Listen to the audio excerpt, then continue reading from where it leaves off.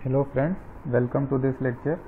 और आज के इस लेक्चर में हम कॉमन इमिटर कॉन्फ़िगरेशन का इनपुट कैरेक्टरिस्टिक का सिमुलेशन LTSpice सॉफ्टवेयर पे करेंगे। ठीक है, तो सबसे पहला फर्स्ट स्टेप आपका है, फाइल में जाके आप न्यू स्कीमेटिक एक है, आप इसको ओपन कर लो। यहाँ पे आपकी एक न्यू स्कीमेटिक ओपन हो गई है।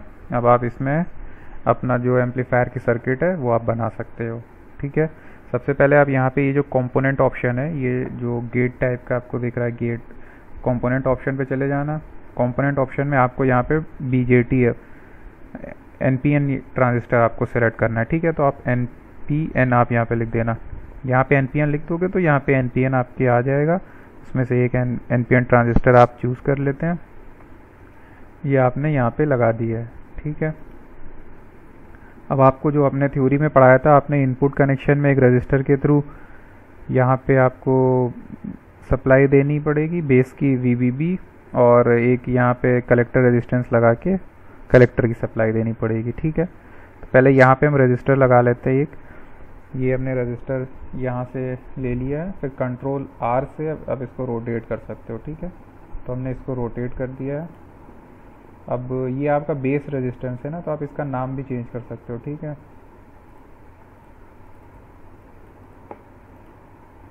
ये यहाँ पे आप इसकी वैल्यू पहले सेट कर दो, अबाउट 45 ओम रख देते हैं। ठीक है, अब ये R1 आपका, ये R1 है, ये बेस रेजिस्टेंस है, तो इसको RB से हम शो कर सकते हैं। ठीक है, RB ये हो गया। और आप यहाँ इसको वायर से ट्रांजिस्टर का एक एंड कनेक्ट कर दिया। ठीक है, फिर आपको एक रजिस्टर ये वाला टर्मिनल जो है ये कलेक्टर है, ये इमीटर है, ये बेस है, तो अब आपको एक कलेक्टर पे रेजिस्टेंस लगाना होगा। ठीक है, आप तो ये आप रेजिस्टेंस लेके यहाँ पे कलेक्टर से कनेक्ट कर देना। ये यहाँ से आपने वायर से कनेक्ट कर दिया। अब आप ये R की वैल्यू कलेक्टर रेजिस्टेंस आप रख सकते हो, 330 ओम रख देते हैं। और ये R1 जो है इसका कलेक्टर रेजिस्टेंस है, तो RC से इसको डिनोट करते हैं। RC यहाँ पे आ गया। ठीक है, और तीसरा जो इमीटर टर्मिनल है उसको ग्राउंड से कनेक्ट कर दिया जाता है, तो आप यहाँ से ग्राउंड से कनेक्ट कर सकते हो उसको। ये यहाँ पे ग्राउंड से कनेक्ट हो गया। ओके, एंड फिर आपको क्या करना है, आपको सप्लाई देनी है। ठीक है, तो सप्लाई के लिए आप यहाँ पे कंपोनेंट में चले जाओगे, फिर यहाँ पे वोल्टेज लिखना, वोल्टेज, तो ये वोल्टेज सोर्स यहाँ पे आ जाएगा। ठीक है, तो एक वोल्टेज सोर्स आपको यहाँ पे लगाना पड़ेगा, एक वोल्टेज सोर्स आपको इस एंड पे लगाना पड़ेगा। और वोल्टेज सोर्स का जो नेगेटिव टर्मिनल है उसको ग्राउंड करना होगा, तो ये आपने इसको ग्राउंड कर दिया है। ठीक है, या फिर अगर ऐसे नहीं ग्राउंड करना है तो आपको इससे इस वाले ग्राउंड से कनेक्ट करना होगा, तो इसको भी ऐसे कर सकते हैं। ये वायर लेके अगर आपको एक ग्राउंड शो करना है तो यहाँ से कनेक्ट कर दिया, ये वाला वायर आपका यहाँ कनेक्ट हो गया। ठीक है, और फर्दर आप ये रेजिस्टेंस को इससे कनेक्ट कर दो। ठीक है, और ये वाले रेजिस्टेंस को भी आप VCC से कनेक्ट कर देना है। ठीक है,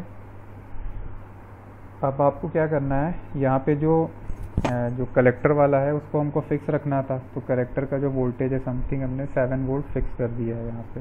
ओके, हमको बेस को यहाँ पे ये वाला जो वोल्टेज है इसको वेरी करना है। ठीक है,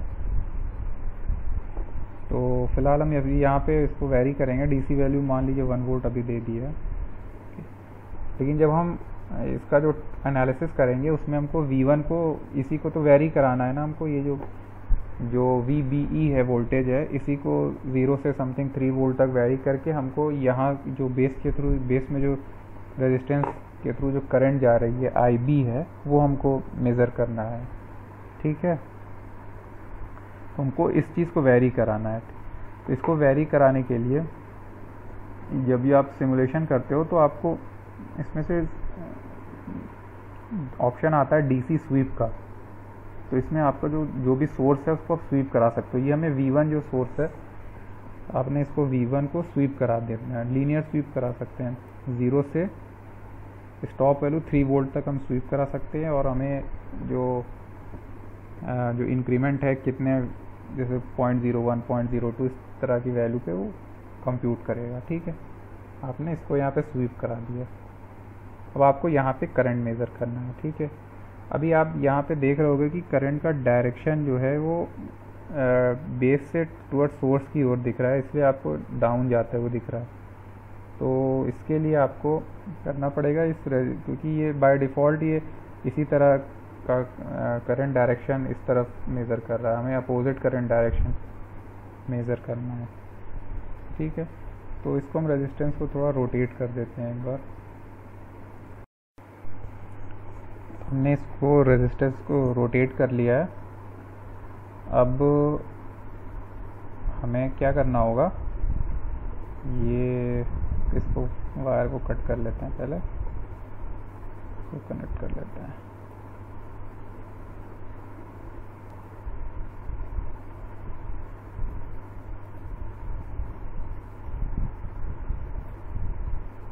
अभी भी आप वैसे वायर पे करंट अपोजिट डायरेक्शन में मेज़र हो रहा है। एक बार फिर से इसको रोटेट करते हैं।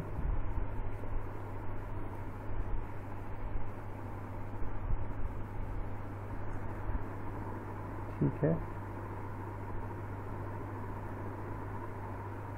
अभी इसका हाँ अब सिमुलेशन कर सकते हैं इसका।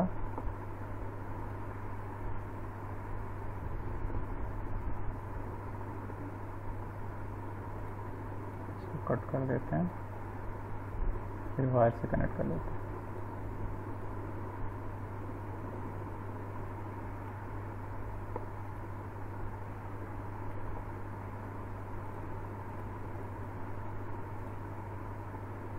करंट का डायरेक्शन एक्चुअली मेज़र नीचे कर रहा है। ठीक है, तो हमें इधर से इसको करंट करना होगा। ये कनेक्ट हो गया और ये टॉप वाला। ओके, अब हम सिमुलेट करते हैं। अब हमने देखी करंट का डायरेक्शन हमने यहाँ से ऐसे नीचे किया हुआ है। ठीक है, तो ये मेज़र कर रहा है।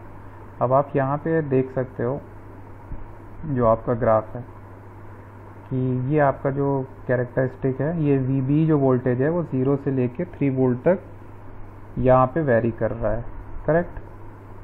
और इसी का ये जो यहाँ पे है आपका वो IB करंट है, वो कैसे वेरी कर रहा है। देखिए आप यहाँ पे जैसे हमने सिलिकॉन का ये NPN ट्रांजिस्टर समथिंग 0.8 के अराउंड इसका जो बैरियर पोटेंशियल है वो होगा, या कट इन वोल्टेज इसको बोलते हैं। तो तब तक जो आपका जो करंट है वो 0 रहेगा, फिर उसके बाद यहाँ से करंट बढ़ने लगेगा। यही चीज़ हमने थ्योरी में भी देखा था कि बैरियर पोटेंशियल तक करंट नहीं फ्लो करता है, उसके बाद करंट फ्लो कर सकता है। Similar to forward bias diode की जो कैरेक्टरिस्टिक होती है उस तरीके से मैच करता है। तो सेम चीज़ वहाँ पे भी है। आपको ये जो पोर्शन आपको ये दिख रहा है फॉरवर्ड बायस डायोड का है, और फॉरवर्ड बायस डायोड की कैरेक्टरिस्टिक की तरह ही आपको सेम ये जो आपको ग्राफ मिल रहा है input output input characteristic of common emitter amplifier. तो ये तो इसी तरह आप अलग अलग वैल्यूज़ के लिए यहाँ से जो VCC है उसको चेंज कर सकते हैं, और यहाँ पे आपको डिफरेंट रीडिंग आप लेके अपने सिमुलेट आप कर सकते हो। ओके, और इसको आप प्लॉट कर सकते हो अपनी फाइल में, इसको पेस्ट कर सकते हो। ठीक है, थैंक्स।